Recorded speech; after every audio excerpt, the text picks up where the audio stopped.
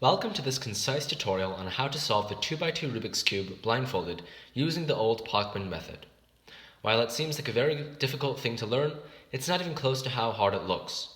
Once you watch this video and practice for a while, doing it will be very easy. By learning how to solve the 2x2 Rubik's Cube blindfolded, you are also already halfway done with solving the 3x3 Rubik's Cube blindfolded, which relies on the same concepts and techniques. This tutorial will be divided into 3 segments. First of all, learning the only algorithm that you will actually need in order to solve the cube. Second, learning the simple piece-by-piece swapping mechanism in which we will solve the cube.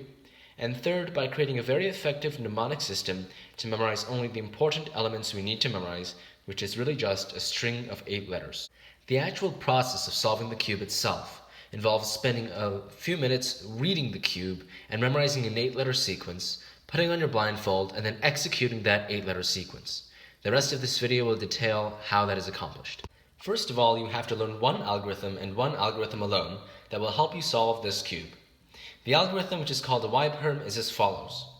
Obviously, this is written in cubing notation, so if you can't interpret this, just take a couple minutes to look up the notation online. Overall, it's quite intuitive. It's very important you can do this set of moves very quickly and easily. If you just practice a little, your muscle memory should kick in and make this move very easy to memorize. As you can see, this algorithm accomplishes one critical thing. It swaps 2 specific pieces and faces, leaving all the other pieces undisturbed.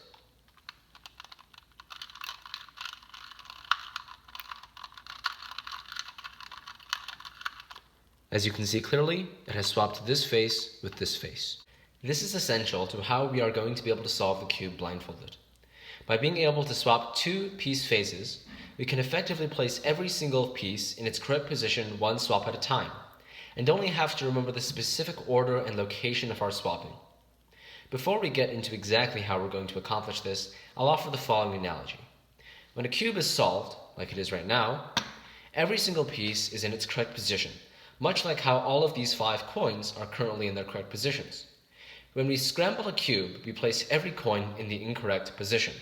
On the Rubik's Cube, as I've shown, we are going to use only one algorithm that will be able to solve all our pieces. What this algorithm does is it swaps the prime face, shown here, with the hit face, shown here. Obviously, the pieces are swapped along with the faces, but if the face is solved, the pieces will automatically solve themselves as well. With these 5 coins here, if we assume that position P is the prime position, and position N is the hit position, we can solve this unscrambled set of coins by moving coins into the hit position and then performing the Y-perm algorithm, which swaps the prime and the hit position. Usually the setup move on a Rubik's Cube is relatively easy and either 1 or 2 steps, and can usually be done intuitively. After the Y-perm is performed, the setup move can then be reversed, resulting in the desired switch. In the example presented here, we have dime, penny, euro, nickel, and quarter. In this situation, we are looking to place the piece in the prime position into its correct position, where we don't have to bother it anymore. In this case, we simply perform the setup move, which places the coin from the dime position into the hit position, perform the Y-perm algorithm, and reverse the setup moves. We can complete our line of coins with the exact same process.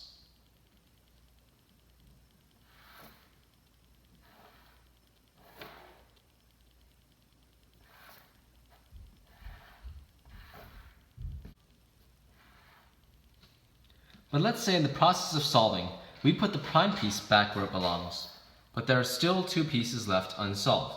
In this case, N is switched with Q. In this scenario, we have encountered what's called a cycle. In order to break the sequence, we must either hit N or Q and then complete the cycle. For example, if we decide to hit N, and then we can hit Q, and then we hit N again, we can again solve our line of coins. This analogy of coins is the exact same as how we are going to solve our Rubik's Cube. In a Rubik's Cube, instead of there being 8 coins, there are 8 corners, and the orientation of each cube matters. However, as long as you remember what exact face is marked for a hit, then the results should be the same. So now let's apply it to our Rubik's Cube. In order to remember which pieces to hit, however, and in what order, it is crucial to have a good memorization system.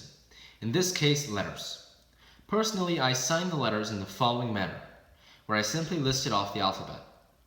At first, memorizing all of that may seem like a daunting task, but after enough practice, the location of each letter on each face of each piece will become second-hand. In addition, instead of memorizing every single letter association, you may just choose to remember critical ones such as A, E, I, M, Q, and U, and simply list off there.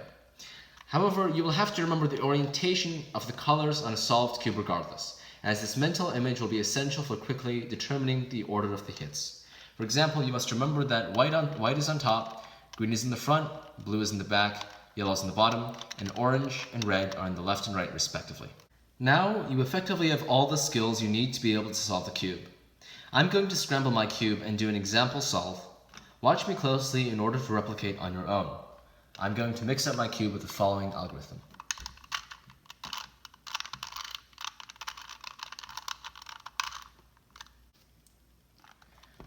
First, we always look at the face in the prime position, because that's the face that we plan to hit to the correct location. After seeing that it is letter R, we now will proceed to observe what letter is currently in the correct letter R, because that letter will be in our prime position for the next hit. Looking now, I can see that the letter is K. Looking at the K position, we find that the appropriate letter is now J. However, in the J position, we find our prime position cube, meaning that there are multiple cycles, as in the example I described earlier with the coins. At this point, however, we should have already marked down which pieces are solved by using our fingers to appropriately cover the corners. Because we don't want to mess up any already solved cube cycles, we decide to hit any piece that doesn't have our finger on the corner. In this case, C. C then hits itself to I, which is actually its own position, meaning that we needed 2 hits to solve the piece because it was in the wrong orientation. However, we can only cover the cube's corner with our finger on the second hit because the first one merely disrupted the cycle. We can then continue this and proceed to L, it is not solved yet, and then go to W, finally X. And finally, we hit G and T in order to reorientate the last piece and finish our Rubik's Cube. Sometimes if you're lucky, you will not have to hit a piece as it is already solved, and should mark it immediately with your finger on the corner. When you're completed, you should always have 7 fingers on corners, because the last piece will automatically be solved by itself. Now I'm going to demonstrate solving the cube as if I was blindfolded. In the process, I'll show you a lot of the setup algorithms, which mostly should be intuitive. So first, we set up R, which is this face. We put R in the hit position, we perform the Y permutation, and then we put R back where it belongs. Next is K, which is actually the hit position itself. We perform the Y perm algorithm and put it where it's supposed to be. Next is J, which is here. We move J into the hit position, perform the Y perm algorithm, and then put J back where it is. Next is C, which we move down into the hit position, perform the Y permutation algorithm, then move C back where it's supposed to go. Next is I, which is this cube. We put I in the hit position, and at this point you probably know the drill. L, W,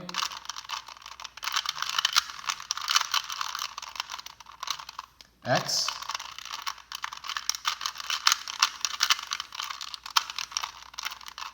G, and finally T. And there you have it, solved Rubik's Cube. This solve, which I purposefully engineered to be longer and involve many cycles, is longer than most which you will encounter, which will usually be at least 7 letters long but rarely more than 10. Here I have written down the letter string that we should have memorized from the last solve, as you can see here. I've arranged them into groups of 2 in order to facilitate memorization. Because it's impossible to ever hit A, as it is in the prime piece, I can insert A's into the letters without a lack of interpretation. For example, I can memorize this phrase as rake, jack, Illinois, wax, and gate. Notice that I've inserted A's in between only consonants in order to decrease the confusion with other vowels that may actually be part of the string of letters. This allows me to conjure an image, for example, such as a rake named Jack living in Illinois next to a waxy gate, which is significantly easier to remember than RKJC IL, WX, and JT. So with that said, good luck in solving the Rubik's Cube blindfolded, and remember that if you practice each day for just 2 weeks, you'll be able to gradually master the technique and impress people at dinner parties or Google interviews. Thank you for watching.